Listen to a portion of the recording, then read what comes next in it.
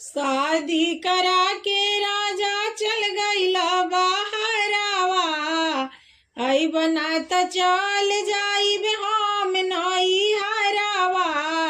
शादी करा के राजा चल गईला बहरावा, आई बना त चल जाइब हम नई हरावा। तोहर आइल नइखी खाए रोटी भात के, आ बुझत नइख हमरा बात के।